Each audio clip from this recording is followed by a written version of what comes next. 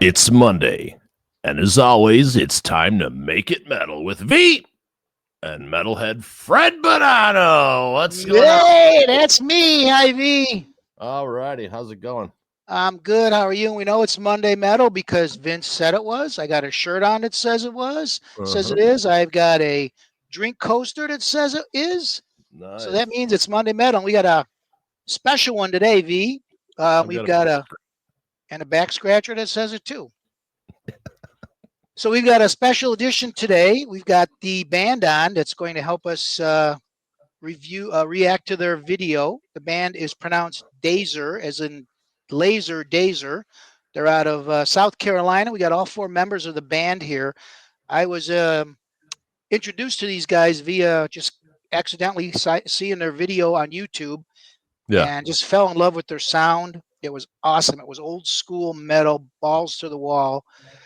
Checked out their website, got a hold of Vince. I said, let's get these guys on, and couple quick little emails, and we got them on. So let's please welcome to Monday Metal, DAZR. What's happening, guys? How's doing? On. Hi, guys. How you doing? Good. Thanks for thanks for stopping on, popping in with us tonight. Yeah, thank you for having us. I appreciate it. First things first, before we get to the first question, it'll be how'd you come up with the name? You can introduce yourselves to us, please. Yeah, so my name's Grant Hendricks. I'm the guitar player. Yep, I'm Austin Hendricks. I'm the singer. Jack Latham, the drummer. Matthew Shranko, I play bass. All right. Nice to meet you guys. Thanks again. Absolutely. So, as I said in the introduction, I accidentally saw your video, fell in love with it. Awesome. The name, DAZR, like laser. Where'd it come from?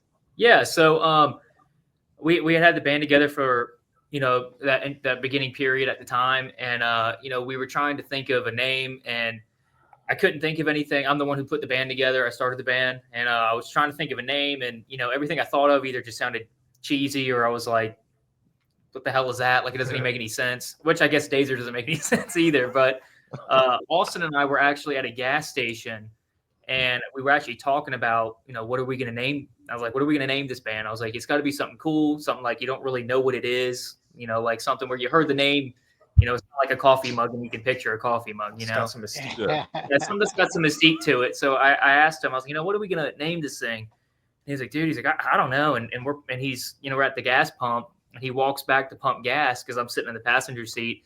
And as soon as he left the driver's seat, on the gas pump was DAZR. Somebody graffitied it.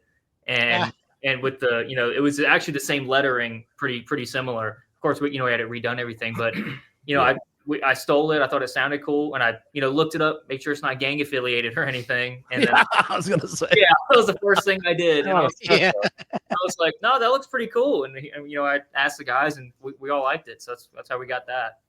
Yeah, it's a different, unusual name, and everyone's going to be saying, what does it mean? So so obviously, yeah. Yeah. So before we go any further, go ahead. I'm sorry. We got to do some important info here. All right. Everyone go there. Get some goodies. Everyone go to their YouTube page and subscribe, and then come back here and then finish the interview. Thank you. Sure. Right. Go ahead, Fred. Sorry. I was just going to say, now we got Grant and Austin. You guys are brothers. Mm-hmm. And Jack on drums back there, and Matthew Shranko, but you got a little nickname, Matthew? I go by Shranko, Oh, just Shranko? Yeah. Okay, simple enough. So, obviously, the two brothers met. You grew up together in the same house. How did the band come together? So I had been, I've played guitar basically my whole life, and I've always been into music, and I was in college at the time, and I wanted to put a band together, and so I was like, well, I'm not finding anybody online, so I was like, I'm just going to make these flyers and just go post them all around town. And so, I would walk several miles every night, hanging up flyers all around campus, with my phone number, my name, and influences, and what I'm looking for: a bassist, drummer, singer. And of course, I got some pretty weird texts at 3 a.m. for some frat guys, but I would go hang those out every night for several weeks. And Franco actually messaged me off of one of the flyers, and he and I got together first, and we jammed some of our favorite Zeppelin and Deep Purple and Aerosmith and Rush and Van Halen songs in my room. And I think I asked you that day. I was like, you want to be in? Like, you want to do this? You want to help me find some guys?" And he was like, "Yeah." So he and I clicked musically right away, and then Austin, that's a little different story. So Austin he really didn't start singing until the band. Well, not like, in a conventional sense. Sure. Whenever he was a little kid, he would always, emulate things and make noises, and he'd be able to emulate sounds very well.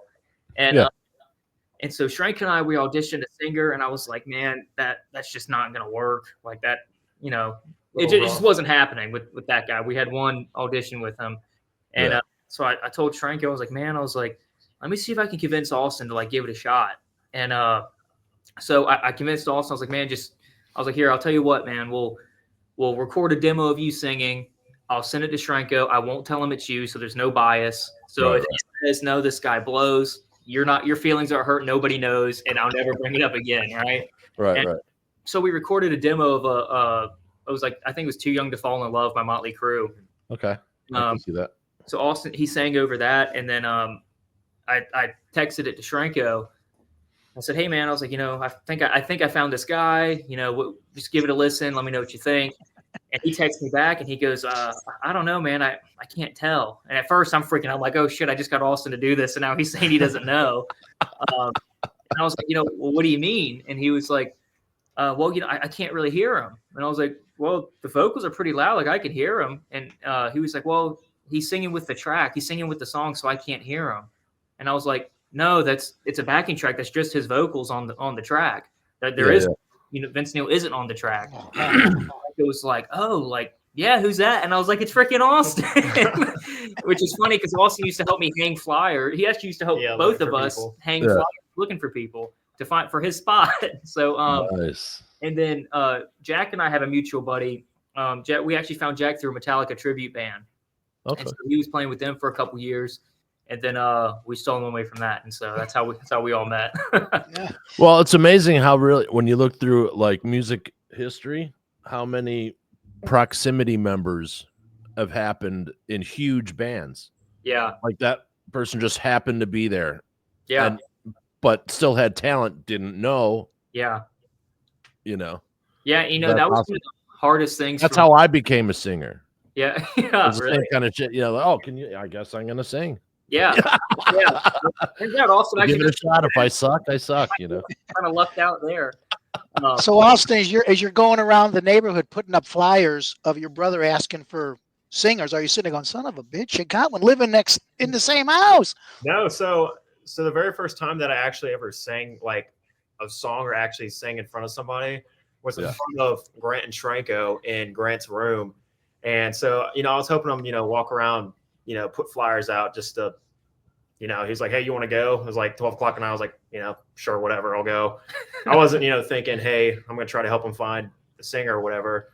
But so the first time I ever sang was in front of Grant and Shranko, and I was super nervous, like nervous as hell. Yeah. And because Grant convinced me, he was like, just, do you want to sing? And I was like, I don't know, dude. And he was like, well, just, give it some time and let me think about it, or to think about it. And so I gave it like a week, and I was like, all right, screw it. I'll sing next time, Shranko comes over and y'all jam. And so we get in Grant's room, and I don't remember the first song. I think it was like Whole Lotta Love or something by Led Zeppelin. That is actually what it was. And so I was actually in Grant's closet while they were like all in his bedroom and stuff. And because the sound was hurting my ears, so I had to shine you back just didn't want to be seen. And so super nervous and everything. And long story short, give it a shot. Got over the initial fear of doing it, and then here we are. So just remember, man, the Doors only played 100 gigs. Did they really? Morrison only 100 gigs, and for the first 60 of them, he sang with his back to the crowd. Damn, that's about Luckily, he got that worked out before we had our first gig. So right, just saying, so you're ahead of Morrison, man. You're all good. Yeah. So would you consider yourself a shy guy then, Austin? No. Not now by any means. Oh, like first singing, yes. Probably the first gig. After the first gig, I was like, warmed up, to it, and then now we're all just madmen on stage. He's a fast learner. Yeah, a little quick. So then you said Shranko was like, I can't hear him, didn't realize it was really him. So Grant, then when you heard him, did you go, holy crap, he is good. He's our guy. Yeah, I there he is. Yeah, see, he's not shy. Look at him. Yeah. So no, yeah, I heard, and the thing is, whenever I heard it, I honestly wasn't surprised because he and I grew up together. We're only a year apart. I've heard him sing in the car, and he and I shared a room up until we moved out of our parents' house. So, I've heard him sing, so I knew he could do it. It was just convincing him to do it and then be in a band and get in front of them was kind of was what I thought was gonna be the hardest part. But I think after he did it and he saw the first couple girls, he was like, all right. Yeah. Well, that's what I told Vince. I said, you got to remember, this is coming from a straight heterosexual man. You are one good-looking band. So thank you for the reminder. Yeah, you got to remember that I'm straight heterosexual. So, Yeah, but so what was the very first show you guys played? So we played the very first show we ever did was a RV park in Clemson. They had like a summer pool party or something, and they asked us if we wanted to do it. We were like, sure. And there's nobody there. It's your first gig. It's at 2:00 on a Wednesday afternoon or whatever day it was. It's just like moms with their like 3-year-olds taking them to the pool, and we're out there playing Dokken and Van Halen and Rush. So, but yeah, that was the first one we did, and which is just funny because musically everything was great. I mean, we up to that point we had been rehearsing before our first gig. We rehearsed for 6 months, 4 nights a week, and we started rehearsal. Like I mentioned, we all met in Clemson.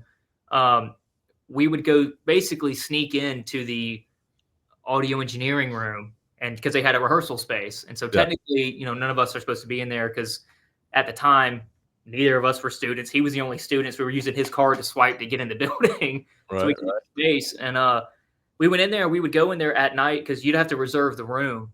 And of course, we couldn't reserve it because none of us are that major. So we would go in, and we would go in at like 10 p.m. and we'd rehearse from 10 p.m. to like 3:30 in the morning, 4 nights a week for 6 months.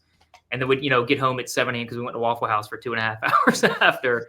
But we did that all the way up until our first gig. So musically, everything was great. Our first show, which was funny because the biggest thing for us was almost the nervousness for like your first gig. Yeah. Something we've noticed is, well, we don't get nervous anymore. We just love to have fun now. But it's almost like when there's 2 people there, you're more nervous than there's 200 people there or 200,000 people there. Right. Yeah. There's one guy sitting there looking at you like that, and you're like, I better not mess up. Yeah. So you got a few shows under your belt now already, and I know you got some coming up. So you got a few shows under your belt. Yeah. Right. So what kind of reaction are you seeing from the crowd? Are you seeing them looking at you like, wow, there's a great shot right there. Are you seeing a nice reaction from the crowd that they're digging what they're hearing? Absolutely. Yeah. Like I mentioned, the whole Clemson thing, we started out in a college town. And so we would play the college bars and the frat parties and all that, which, we're playing music, because back then we were doing only covers because we hadn't started we had been writing, but nothing had been released yet or anything like that. So we were still kind of honing our sound musically for our personal stuff. But, we're playing, deep cut Aerosmith stuff, deeper cut Van Halen stuff. Like, a 21-year-old sorority girl doesn't know Mean Street by Van Halen or, Last Child by Aerosmith. And so we would go out and play that and Highway Star, War Pigs, all that kind of stuff. And it was like, they looked at us like we wrote it because they never heard it before. We were playing some shows, and I'll tell you a quick story. It's in a college town. There's at Clemson. We played Highway Star, and some people came up to us after the show, and this girl came up to me, and she was like, oh my God, that song was great. Did you guys write that? And I looked at Shrank, and I went, yes, we did. Sure did. Yeah, we've had a great reaction. We're very grateful to have been fortunate to get out on the road and do it. Well, I'd love to hear you cover some of those songs. That's amazing. Back in the day, I used to, the singer. There used to be a band called Shock Paris that was pretty popular, and the singer looked just like me. And it was just when MTV hit, and everyone thought I was that dude. And I was in a band, but not that band. You know what I mean? So like people are like, I was signing autographs as this fucking guy. Like, I'm not kidding. People at the girls at the mall. Oh my God. I'm like, yeah. My friend's like, what are you doing? I'm like, make someone's day, and mine, frankly. But yeah, it's pretty funny. Like because people have no idea unless they hear it, Yeah. Just No, I like was- the old adage when, like, if you make it not a mistake, if you misplay something, either don't acknowledge it or play it twice. Yeah, then everybody thinks you did it on purpose. Yeah. Yeah. But Eddie what you Van said Halen's about dad gave people- that advice. Yeah. people not know, and I was out the other day, and I wear nothing but band T-shirts when I'm out, and I had on a shirt with Lemmy on the front. He Mhm. wears More people come pants, up to me too, going, just to be clear to the audience. "What's?" Yeah, and I have pants on too. Mental image, Fred. Yeah, Come yeah. I can't afford another arrest, but on. Wow. I had more people come up to me going, "Is that Chris Stapleton? Is that country guys?" Oh. It's Lemmy, and they're like, "Who's Lemmy?" I go, Come on. move on, move on. If you don't know who Lemmy is, move on. Oh. That's hilarious. Yeah, So no, how about influences, guys? yeah, Who, so we're all pretty similar, I guess, as a group, but we all have our pretty much individual, strays from that. For me, Van Halen, Aerosmith, Guns N' Roses, Deep Purple, and Sabbath are my pretty much big five for me, Yeah. guitar wise. I love Richie Blackmore. I love obviously Eddie and Randy Rhoads. Steve Ray Vaughan, all those guys, huge influence on me. Yeah, mine's pretty much the same, as Grant. Sebastian Bach from Skid Row definitely influenced on me a lot. Jack Russell from Great White, love his I voice. heard that Mhm. in your voice a little bit. Yeah. Oh yeah, a little Same bit. tone. Yeah.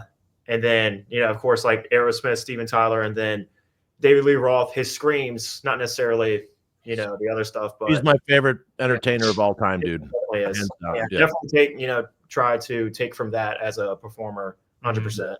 But those guys for me definitely vocally and just as a band, and GNR obviously too. Yeah. Yeah, people who didn't see Roth in his heyday have no idea Yeah, Yeah. 78. how great he was. I mean, he was just unbelievable, man.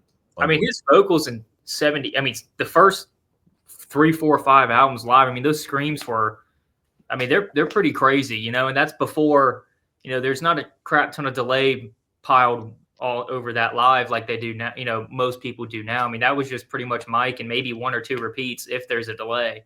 Yeah. Really screaming.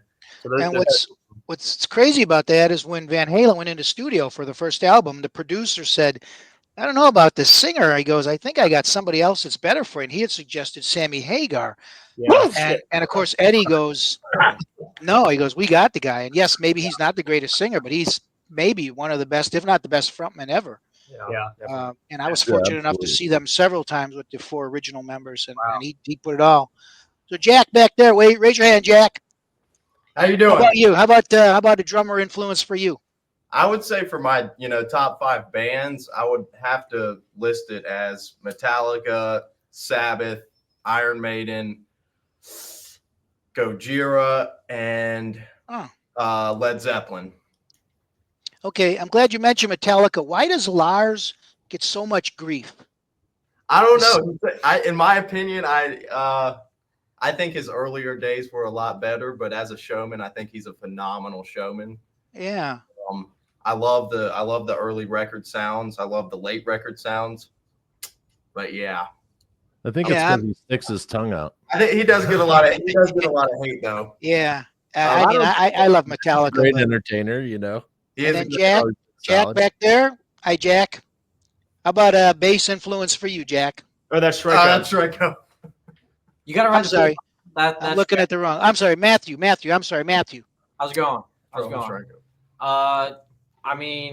Definitely bass wise, I gotta go Rush, The Who, Geezer Butler, Black Sabbath. Definitely top 3 influences for sure. As well as Iron Maiden. But music wise, extends into Deep Purple, Rainbow, Judas Priest. The list goes on. Speaking of Rainbow, tomorrow morning we're actually interviewing for Saturday's show Mr. Russ Ballard, who wrote Since You've Been Gone, Awesome. and What New ha- York Groove. What hasn't that guy written? He's Yeah. written everything. Mhm. Everything.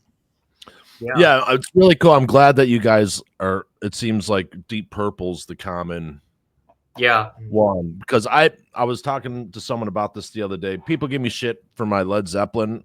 Okay, Led Zeppelin has 10 great songs. Other than that, I think they're totally completely overrated. Sorry, you're a band. If you like downers and you want to feel down and depressed, listen to that shit. I don't like to listen to music that way personally. But Deep Purple, I think in the long run, when the dust eventually settles, I think they're going to be the ones who are at the #1 spot for the most influence on hard rock than Sabbath or Led Zeppelin. Yeah, I could see that. Yeah.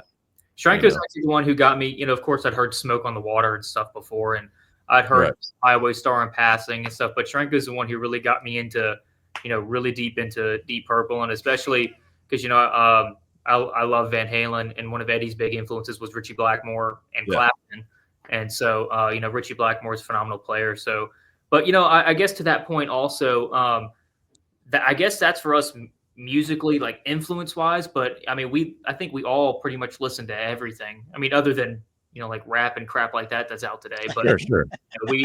I listen to stuff from like the 50s whenever I just feel like it. And I know Austin does, and I'm pretty sure Jack loves Elvis and all that. But Sam Cooke, but musically, we're pretty much 70s, early 80s hard rock. Yeah, I hear like a lot of structure in your song, like Rush type structure, not necessarily the same patterns, but the type of structure.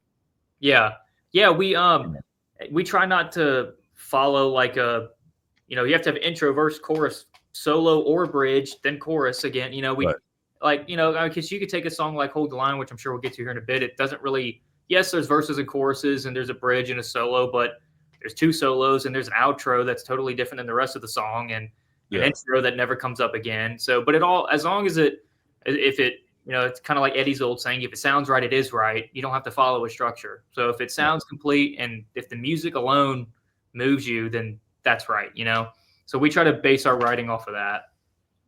So I was watching an interview with Ritchie Blackmore. I don't know, must have been 10 years old or something, maybe 15 years old. And they asked him, like, why do you think Smoke on the Water resonated so much? And he answered, he goes, you want to know the truth? And the interviewer's like, yeah. He goes, it's Beethoven the Fifth in reverse. I saw that, yeah. So go through all the classic albums and the classical albums, and we're just playing backwards to see who they took it from. Exactly. I've opened a portal. Yeah. But all right. So speaking of the songwriting, so where's the songwriting come from? Is it a group effort? Is there one? I mean, is it how does the songwriting come from, and where's it influenced from right now? Yeah. So generally, what happens is I write the riff, and normally I write most of the pieces, and then Shranko is very good at arrangements because I can get kind of scatterbrained when I'm trying to be creative. I come up with a bunch of stuff. And whenever I think stuff sounds cool, I kind of piece them together. And then Shranko, he and I get together, and he helps me kind of take all that I've written and condense it. And we were actually doing it last night, working on a new song. I had pieces, and he was helping me. Well, maybe that one's better here, and this one's better here for maybe 2 times instead of 4, and stuff like that. And I get with Austin a lot too, because he, obviously vocally, he's definitely gonna have an influence over the song. I mean, when majority of people listen to music, they listen for the vocals to sing the chorus and that kind of stuff. Right. But, even when it comes to writing solos, he helps me too. With sometimes I hit a rut and I'm trying to write something on a solo wise or something, and he whistles something or hums something. He's like, well, why don't you try this? Because he can whistle anything, so he doesn't have the constraints that I have. And I'm like, well, if I do that, I'm going from here to here to here. So he helps me with that, and then once I write the pieces and everything, and we all get together and jam it out, and then at that point, it's a group effort to put the bow on it. Yeah, no, there's a lot of things, I don't know. I've always been of the opinion in a band, there has to be a ringleader. There has to be someone in charge. Otherwise it turns into complete chaos and ego stroking. And once everyone, I don't mean this in a derogatory way, once everyone knows their place, like, boom, rhythm section, you find your pocket and you fucking lock down. You know what I mean? It's not a diminutive. You know what I mean? Well, once everyone has their role and everyone's, go team, man. Yeah, that's the way it is with us. Consistency. Yeah, that's the way it is with us. I've tried to keep it like that from the beginning. Whenever I write a riff or something, I don't say, hey, we're writing this song. I'll write it. And then if Austin or Shranko or, especially these two guys, because they help me, piece things together. If they're like, dude, maybe we shelve that one for now because it's just I don't know if I'm the only one who likes it out of the four of us, then right. Don't fight the current. Yeah, this isn't a solo project. It's just kind of the nature of the beast. Since I'm the guitar player when we're in rock and roll, I'm gonna write the pieces generally. It's kind of how it is. Yeah, when you turn around the rest of the band's like this. Yeah. What I love about Shranko too, he's a monster bass player. He's not just chugging two things. So that's what I like because one of the new songs we're working on that he and I were working on last night, we're basically playing the same thing, but when normally a normal bass player would just chug a note or do a little walk down, he's doing the run with me, stuff like that, which I really love. And then over that, Jack's following it with the toms and stuff, and and then over that, Austin's screaming. So I think we all play to each other and with each other very well. So it sounds like you got something new in the works because your EP, which was released how long ago? I believe it was 3 weeks now. 3 weeks. I think it's been. Yeah. So like we said, go to our website. The month buy it. Actually. Now, is it on vinyl too, or just CD? So we're working on vinyl. So right now we have CD out, and that's offered shipping internationally and everywhere. Yeah. We actually just sold out of our first batch, but we have a new batch coming in now. But we're working on vinyl. But we just wanted to go ahead and vinyl takes a little bit longer, so we just wanted to go ahead and get the CDs out quick so everybody could snag All one. right, I'm going to hold off on the vinyl then, and when you see it come across, so you guys must see it in the order room. Mm-hmm. I'm gonna need an autograph for you guys on that album when you send it to me. I'll make sure I mention that. Absolutely. The EP is just simply called DAZR, right? Mm-hmm. There's no number. You got 5 songs on there. Hold the Line, which we're going to get to later. Night Lady, which, man, it's an intoxicating eeriness to it. It's a killer little song. Thank you. Unsatisfied, which, and I don't like to throw comparisons out there because I think that's unfair to a band, especially a young band. Mm-hmm. But Unsatisfied has the Eddie Van Halen feel to it. I think it's your guitar work in there. And Tough, I said this in my review because I reviewed the album, the EP, which is on Metal Temple today. There's just a hint of glam metal in that band, in that song, but it's got balls. It's got balls. And Can't Take It Anymore just floored me, just freaking floored me. What an incredible power ballad. I've been playing that pretty much nonstop. So we're looking forward to something new coming out. Yeah, thank you so much. We'll definitely keep an eye on it. And the tours, I know you said you did some tours, but I see from your website you got some coming up. They're all local, North Carolina, South Carolina, and Alabama. Mm-hmm. What are your plans to get out there in other areas to maybe head to Chicago? Maybe, we would love to. We're like I said, we're doing we got a bunch of shows coming up, but we're we'd love to get on a tour, an opening position or something with whoever. We just want to get out on the road and make it happen. We don't really care who's headlining or opening or at all. We just want to get on the stage and rock it out. So we're really pushing for that. And we plan to have a full album out by the end of the year. Awesome. All right, so all you booking agents, go here. Yeah. Thank you. Check them out. DAZR.com. Get in touch with them. They'll be down. Absolutely. They'll be down and the horns will be up. So speaking of horns up, let's do reaction here. All right. All right. Hold the line. Yep. All right. Here we go.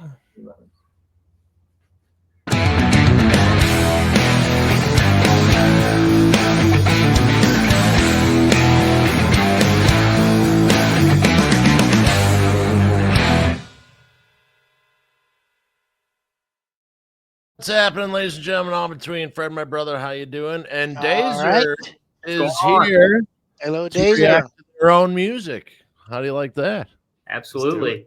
We're ready. Yeah, we've been doing an artist series where the artists come on and react, and everyone seems to be digging, including the artists, and then you can talk about actual in real time, But so tell us a little bit about the background of this song. Yeah, so I had, it's kind of a heavier song, but I was coincidentally really pissed off at the time when I wrote it about something totally unrelated. I was pissed, and I was like, I'm just gonna go play guitar because that's what musicians do when they're upset. So I went and played guitar, and the riff that you hear there is about 10 times slower than the way I was playing it when I was mad. I was just ripping through it. But I came across that and I was like, yeah, that's kind of cool. And so I showed the guys and everybody thought it was cool. And it's just got it's just a real ballsy riff. It's a ballsy riff, the whole thing.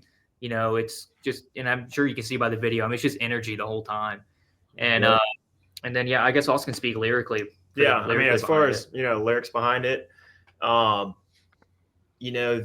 chorus and everything, Hold the Line, along with Grant's riff, just made me think of, when we were writing and stuff, like, this is what we want to do, stadiums, that's where we're going. And, people that don't see the vision and stuff, tell you, oh, have a plan B, you can do this, you can do that, it's okay. You can't have a freaking plan B in this, in this business. And we don't. And so that's the kind of mentality whenever I was writing it. And so, it's just about hold the line, sticking to what, is true to you and what you go achieve and be, and anybody else that, tells you what you want to do and anything, they can screw off. So, it always got to me too. Oh, you better have a backup plan. Yeah. Why? Because I believe in myself and you don't believe in you. Yeah. And a lot of people, they're jealous of what you. Yeah, hey man, life of an artist, it's rough and tumble. You're going to be rich some days. You're going to be poor the others, whatever. As long as you're creating, that's fine. But they don't understand that mentality. Yeah. Oh, you got to have a 401k, and you got to have the insurance, and you got to have da-da-da, and da-da-da-da. No. Yeah, see, with us, we're our whole motto, and day one from the band, when I started this band, I told the guys, hey, I'm not starting this so we can go look back when we're 70 and say, hey, I was in a band and we played bars. No, when I'm 70, I want to be doing like the final, farewell tour. I want to, right. intention to go all the way. We don't do anything right half-ass, and we don't have one foot on the boat and one on the dock. We're in the boat and we don't even see the dock anymore. So, I mean, how many people do you think are compelled to be compelled to be a coder? Yeah. I mean, that was what I mean? Yeah. I mean, that was one of the hardest parts about finding, aside, of course, my brother, he and I always thought alike. But finding guys whenever I was starting the band was one of my I don't care if you can play good, that's the bare minimum of the requirements I was looking for. I wanted to make sure you were in this for the long haul and you're willing to sacrifice anything and everything to make it happen. Because if you're not willing to split fries with me, then see you later. I don't want you in my band. And so, that's the mentality, I've taken and we've all taken, but, I took from the very beginning with the guys, and, we're in it for all the way. Yeah. Yeah. Like I was offered a spot as a vocalist in a band that's still recording today. And I said no, because I believed in my band. Yeah. And people don't get, you're not compelled to be an accountant. If you're an artist and a creator, you are compelled to create. I also write and stuff like this. So people now, they know for the past however, if I'm looking out a window, they're like, oh, are you writing? Yep. Yeah. You're always looking for whatever that thing is for the muse to trigger it, Yeah, and the thing I looked at it too is, because it's funny you mentioned accounting, because that's whenever I was in college, that's what I was in college. I was in college for business and finance. And the only reason I picked that major because I had no idea what I wanted to do. I was like, I'm just going to do it, whatever. I got junior year, decided I hated it, and dropped out. And I was like, you know what? I'm just going to go full steam ahead with this band thing. I can go back to college when I'm 40. I can't start a band. Right. Well, you could, but it wouldn't, but the good thing is, because you took all those accounting classes, you can see if anything's funny going on with the. But my hair might not be there by then, so I got to do it now. Yeah, exactly. But let's get to the video. All right, here we go, and then we'll stop and talk while it's going on. Cool. All righty, hold the line.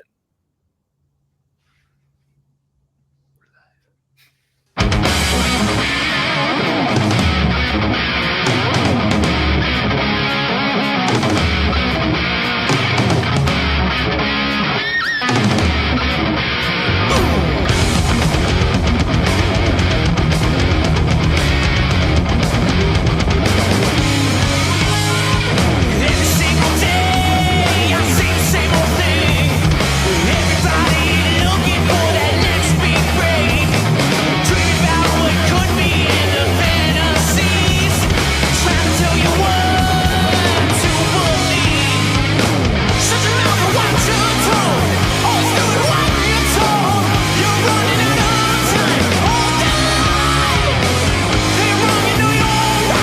That Hold the Line, man. For some reason, that reminds me of an old metal church tune, man. Yeah, just that one vocal run, the Hold the Line. Yeah.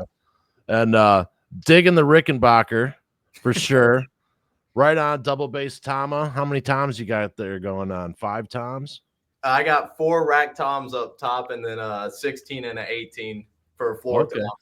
I was one up. Right on. And what was that guitar originally before you took out the pickup and repainted it? So what it was, I actually built that whenever I graduated high school, and it's a Warmoth body and a Musicraft neck because I wanted a Charvel, but I didn't have $1,900 sitting around, so I was like, I'll build one for $800, and so I bought that and I put it together and I just painted it with some spray paint and I spin it. Right on, man. Well, it's got the good juju. So. Yeah.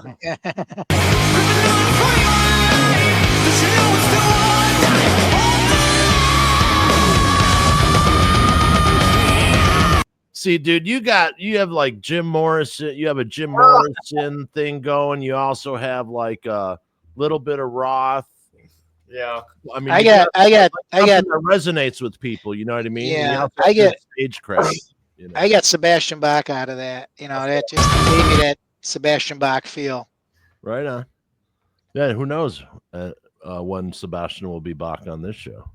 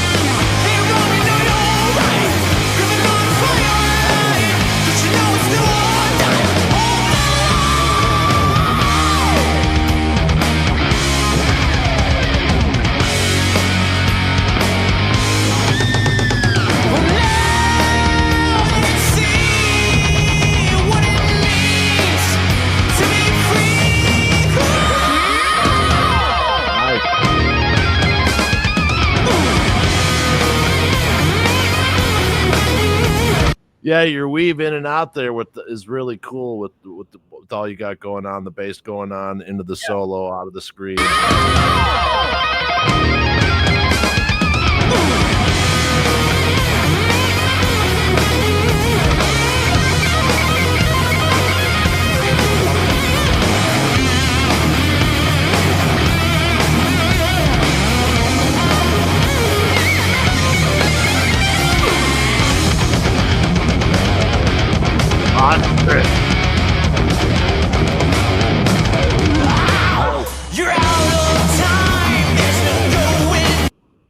Dude, I like the pussy shot with the fucking one arm up. You're like, yeah! Now you're stuck on that one-way track. What to say, what to do, but now that's all up to you. Shut your mouth and watch your tone. Always doing what you're told. You're running out of time all day. Shut your mouth. Watch that tone. I don't know how many times that's been screamed at me when I was. Yeah, that's where he's coming from, My God. Well, he said he was mad when he wrote it. PTSD later.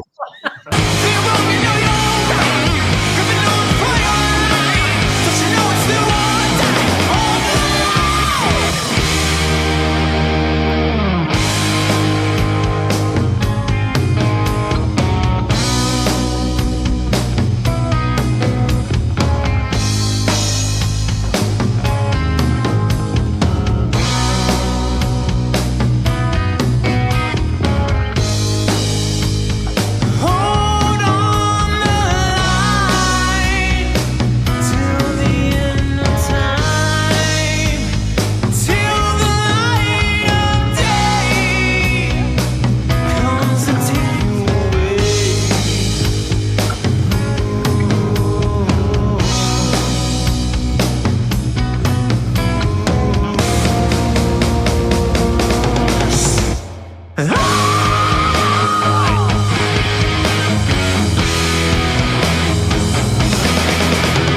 See, like this part of this is the Rush structure that I was referring to in this tune. Like, definitely, it's if you're a Rush fan, you can hear the influence. I'm not saying you guys, borrowed, but you can tell that you love Rush.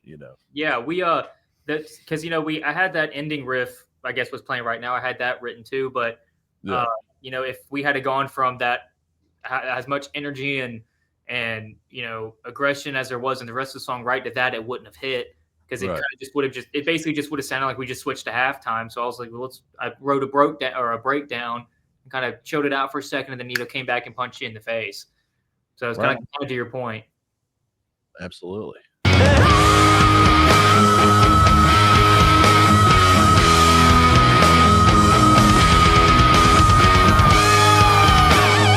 Nice.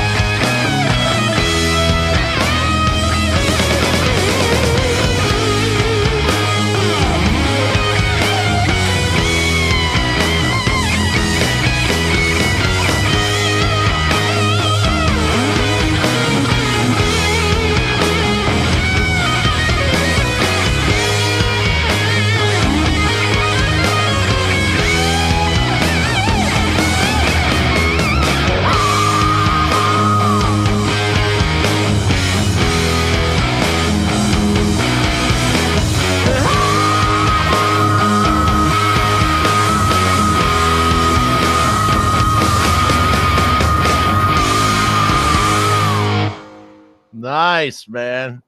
Thank you. Very good. Very cool. Was that the first video you guys did? No, so Night Lady was the first one that we did. Night Lady. So how cool was it for the first time you guys actually saw the finished product of Night Lady then? It was awesome. Yeah, that was cool. Yeah, we were pretty blown away. That's us. How cool. Yeah, no, but we all of our videos, including the one we just did, we scripted and directed ourselves all the way down to the lighting. And it can't take any more. And actually hold the line. Austin did that with just basically on his own. He directed it. He was sitting there with the lighting guy telling him what to do the whole time, and so kind of all in house, and I think he did a phenomenal job on both. And where'd you guys shoot that at? So that one, Hold the Line, was that Columbia? It was in Columbia, and then Columbia, South Carolina. Yeah, Night Lady was in it was Atlanta, Georgia. Yeah. And then our newest one, We Can't Take It Anymore, we shot at an old church in Augusta, Georgia. Really? Yeah. Very cool. Yeah, that's the latest one? Yeah, Can't Take It. Yeah, that's the power ballad one. Can't take it anymore. Okay. Yeah. Well, I want to cover that one too, if you guys don't. Absolutely. And I want to show people this is kind of like a masterclass for band development. Okay. So like there's a level to what we just saw. Mm-hmm. Fantastic. Great music, great visuals, and then it's developed a little bit more with the way that your production and everything else in that video. Yeah. I just want to show that contrast in this thing. Yeah. So, because a lot of younger bands don't know, like, no, man, hang on. Things do, as you progress, get more refined, Yeah, and that's something I love about, our band is, and of course, is, the 5 songs that are on the EP, we picked those 5 because we have a bunch more written and pretty much ready to go, but we picked those 5 because, they were kind of all in a similar wheelhouse. Something I love about us is, we can write a Hold the Line and then a Tough and then Night Lady and then Can't Take It Anymore and then just acoustic stuff, or, we can, right. If we wanted to, I could really write a pretty heavy metal riff, but then, next week write a love song on the acoustic and then it's sound like us. But I just love how dynamic we can all be together. Yeah. Well, right on. Okay, we're going to wrap up this edition of Tunage. Guys, you stay and hang out for a little bit. We're going to get to the next one, but we're wrapping up this little mini segment. And, so go buy local music, go see local music. But as Jason would say, Fred, keep listening. There you go. See you next time.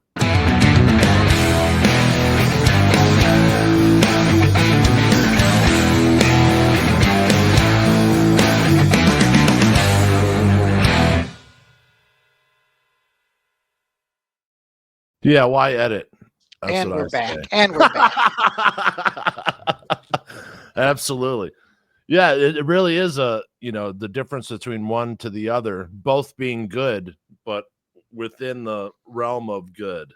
You know what I mean? Like you can see the marked difference. And being more comfortable in front of a camera. Being in front of an audience is something totally different than having a camera in your face. Yeah. Totally different, right, Austin? Yep. I mean, because you're already out there. You have nothing other than the freaking mic stand. Everyone else has shit to hide behind, you know. Yeah. And then, you know, like this is going to be new band language. But like everyone's got something to hide behind. And like the vocalists, having been a singer, I always feel bad for, because like sometimes, man, when things aren't going right, it could be the crowd's just wrong, man. There's nothing there except that microphone. Yeah. stick. Yeah. But, Especially with, you know, Can't Take Anymore, this other one, it's I guess to what you're talking about video wise, it's a much more intimate song. So obviously, you know, he's singing, so it's a much more, and on top of that, you know, portion of the video, you know, he and I are sitting down on stools for the acoustic section. So it's like, he's got nothing, you know? Right. Like Rich Bob with his hands. Absolutely. Drums. Yeah. All right, let's grab that other one here. Let's see. We do all this on the fly, man. No worries. Yeah, this one was there's a lot going behind it. We actually sorry, go ahead. This one seriously gave me chills. Seriously, when I heard this song, because I know the way you started out, and I said, I know they're gonna kick ass, and then of course you did the nice acoustic thing, and then it seriously gave me chills. I was like, holy shit, what a song. You know, what's funny is we originally wrote that on just a 12-string acoustic without the power ballad part, just the acoustic. Mm-hmm. And you know, with the idea to go to, you know, bring everybody in and electric guitars and all that in, but you know, whenever we were writing it, I think Austin and I were down at my parents' house, and we played it, and we just played through the whole thing, and I played the you know, the chorus, but just strumming it on the 12 string, and so it's, you know, more subdued. And my mom started crying, and she's like, you guys got to do something with that, because, you know, at first I was like, yeah, you know, I think it's a good song, but, you know, we had just finished Hold the Line, and I was like, I want to do something like that, you know. And then Austin worked on the lyrics, and then we all saw it pieced together, and I was like, this is going to be a kick-ass song. Right on. Let's get to it. And now, where was this? This was shot where now again? In Augusta, Georgia. It was at Sacred Heart Church. Yeah. So it's a all this was there. Yeah, it was. Oh yeah, all the video was there. The cut scenes were actually at a friend's house in Atlanta. Well, like you didn't have to bring in the candles and the candle. Oh yeah, we did. Oh yeah, that was a whole other story. Yeah, we had to bring all that in. So I've done a shitload of music videos. That's why I'm asking. Like, yeah, I'm like, oh man, if you lucked out and that was there. No, we brought trailer and everything. The church was no pews because we didn't want pews anyway, but it was just empty floor. We had to bring everything. Had to go buy 100 candles. Now, are those beeswax candles? Because there's a difference. I'm not sure. I just bought the cheapest stuff possible. Dude, I had to find 900 18-inch beeswax candles, and I had 3 hours. Holy hell! Goodness. What'd you do? I used to work in Hollywood, so I'd make music videos, and I was a special effects guy. And like, okay, if it's fire, it's special effects. Awesome. So like, okay, 3 hours. Yeah. We were in Augusta, Georgia, so I was like, Austin, we can't get them from the 7-Eleven. So right. Well, luckily in Georgia, there's a movie culture out there, so you got everything you need for sure. Yeah, definitely. But those candles aren't cheap, and there's a lot in that each one. Yeah. And when you're not being funded, that can add up quickly. How much for the candles? Dude, shut up. Just I've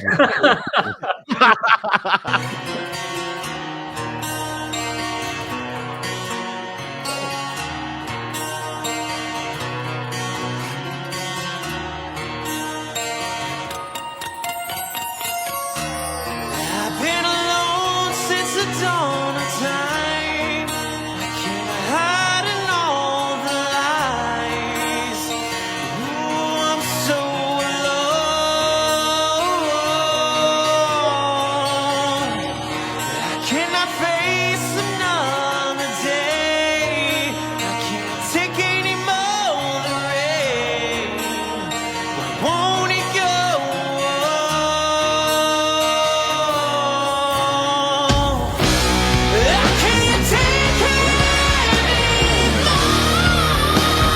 right.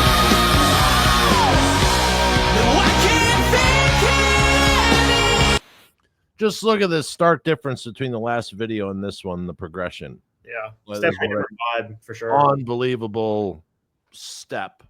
You know Yeah. what I mean? Yeah, that first one we wanted, or with the Hold the Line, and I guess Night Lady too, other than the intro, we kind of wanted to capture like almost like controlled chaos type of look. But obviously, you know, this is a slower song, so Right. Yeah, no, it's good.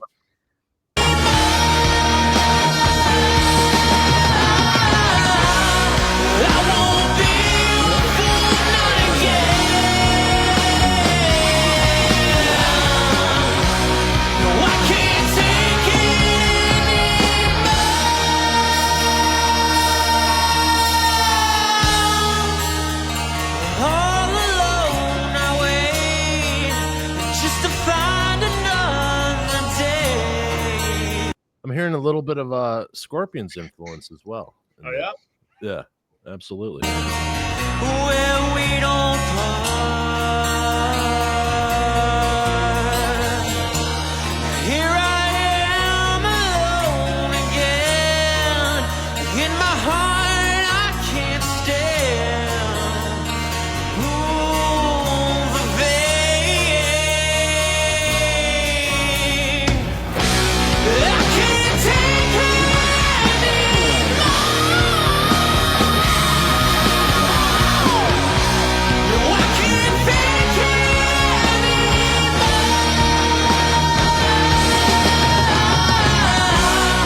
I won't be a fool not again. Nice drum run, by the way. I can't take it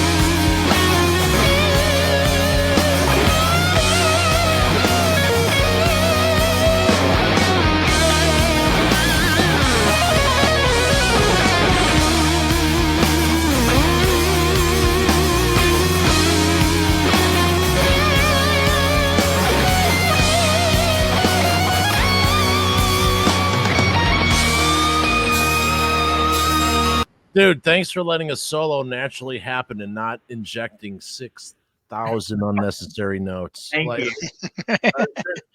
You know what I mean? Like I try to explain shit to people sometimes, and I'm like, you don't need. Now you can show them something, you know. Yeah, that's actually an example of, as I said earlier, when where Austin kind of sat down with me and, you know, he was like, hey, you know, try to do this melodic part. He'd whistle something, then I'd play it, and then I was like, you know, all right, well, now I'm gonna do a little shred part, and then he would like, you know, we would go back and forth, and he helped arrange that and everything. yeah. Right. That sounds great, man.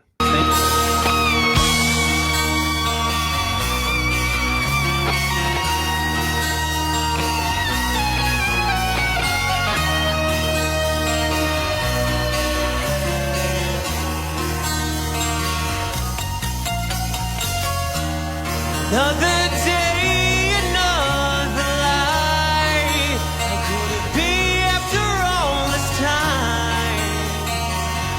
All the time we share. Now broken dreams have gone away. Another light, another day. Ooh, without you there. I can't take it anymore. No, I can't fake it anymore.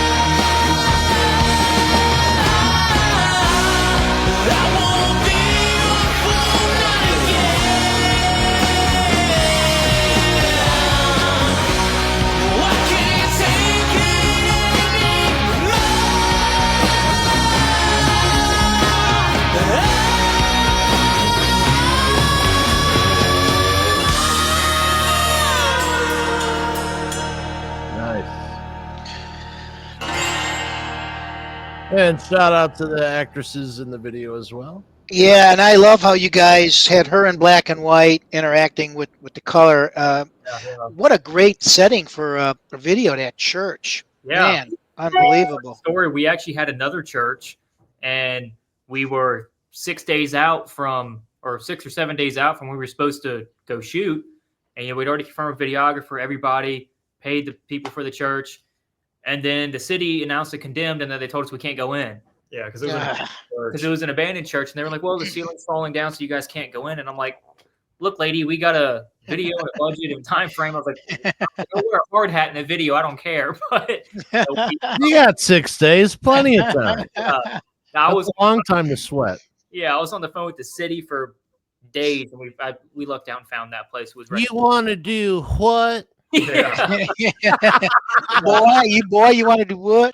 So if MTV were MTV as it was in the 70s and 80s, that video would probably be their #1 requested video every freaking week. I tell you, that is such a killer video, killer song. Thank you so much. Yeah. Absolutely. And the reason why I brought up those candelabras is because I know that was the bane of someone's existence. Yep. 100%. And how many times did you hear this? Dude, no one's going to ask about the candelabras. No one's going to talk about them. Ever. Well, I was worried whenever we were shooting. Hey, dude, are those...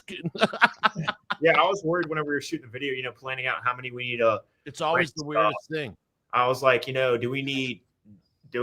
I, rent more than I think we need? Because it's, it's a huge church. Yeah. And I was like, because I don't want to look, small or anything, having like 2 little candelabras in there.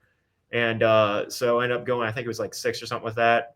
Yeah. I think each of them held like, I want to say like 20 something or 30 something. Yeah. You can't add less. Yeah. So, more is more, yeah. as everybody says. But yeah, so that was a whole ordeal. But and then I caught my hair on fire with one of them whenever we removed it. So. Did they make you carry him in, Austin? Because the lead singer usually shows up 5 minutes before with the mic and is ready to go, right? Everybody else is 2 hours setting up. And that whole myth is bullshit. I help everybody carry one. Our hands are always free, so that means carry. Yep. Yeah.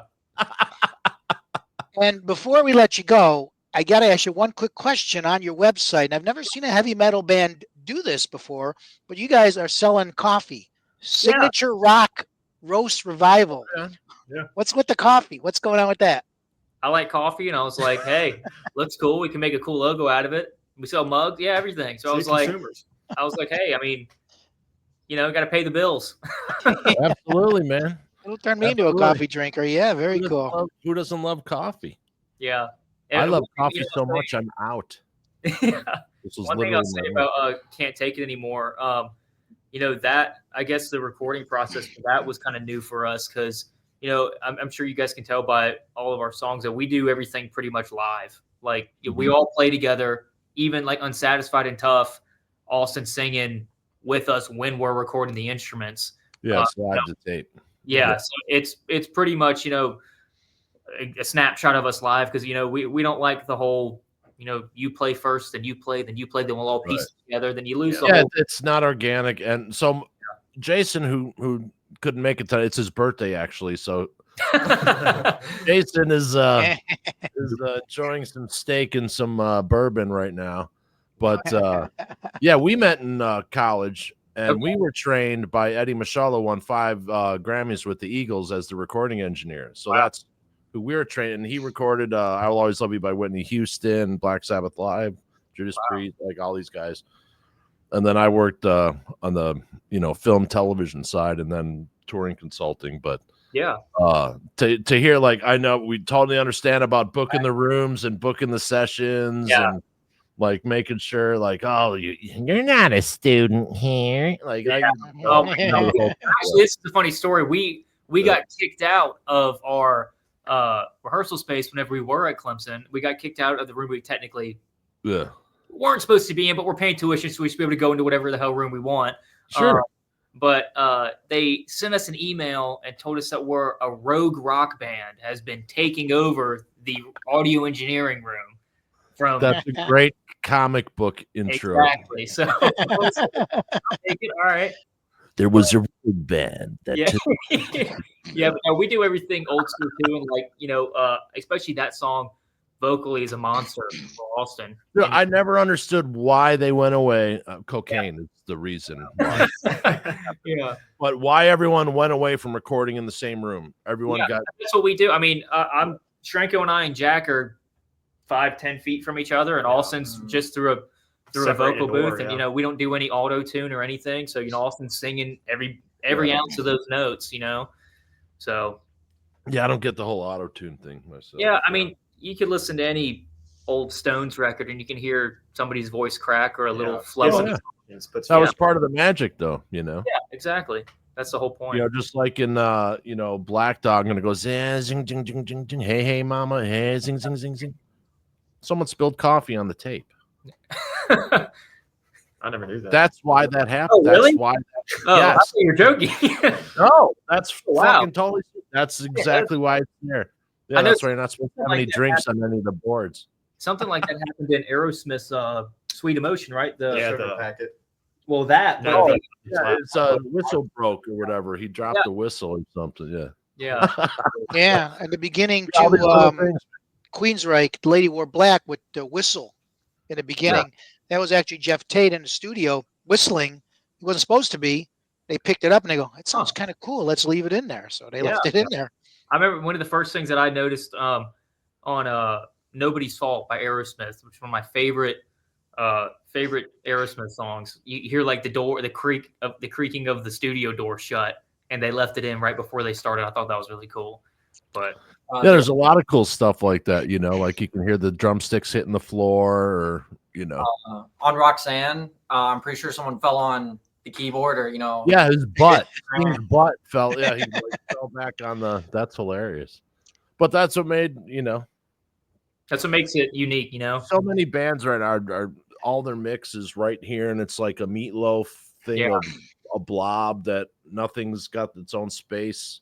Yeah, And that's why. They call it mixing, so you can actually get all the spaces. And we've had this argument before on this show about this AI. It's I hate AI. It's taken away the creativity. It's taken away all that shit.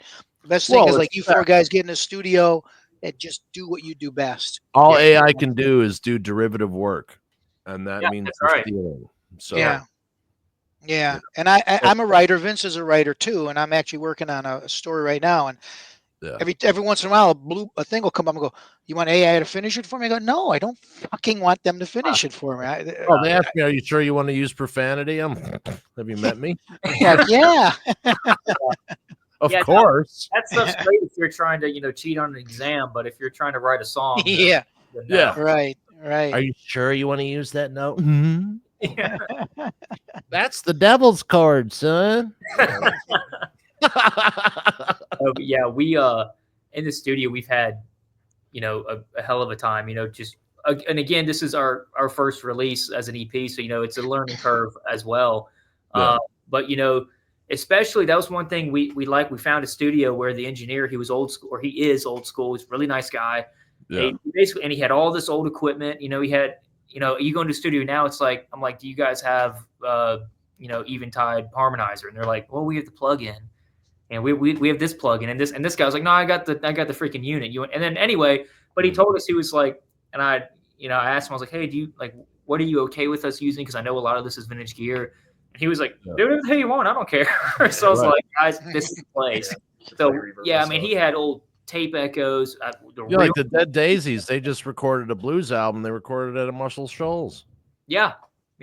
Why wouldn't you record there? Yeah, and I mean that's what we try to take the old school approach with it all, and especially I guess me as a guitar player, a lot of engineers now want me to quad track or double or triple and use different amps and guitars, and I'm like, that all sounds great, but if I can't go do it Friday night in front of people, I don't want to sound like a watered down version. And so, but look, we found this guy, and he's been nothing but great. So we're happy to be working there. Well, right on. Ladies and gentlemen, the band DAZR. You're welcome back anytime. Anytime you guys got something going on, we'll premiere videos for you, whatever you got. When you got the new one coming out, we'll get you back. Absolutely. My backyard is wide open. You guys want to come out and play back there? Come on out. Take our little road trip up.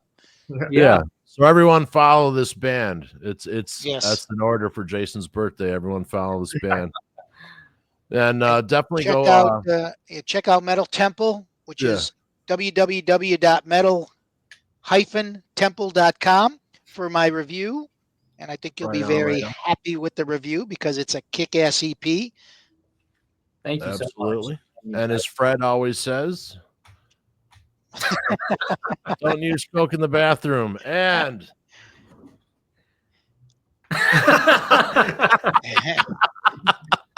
later, Keep guys. it heavy. Keep it heavy. You guys have been cool. Fantastic meeting you guys. Thank you very much. We will see you guys soon for sure. Absolutely. Thank you again. Adios. Take care, guys. Thanks again. You guys too.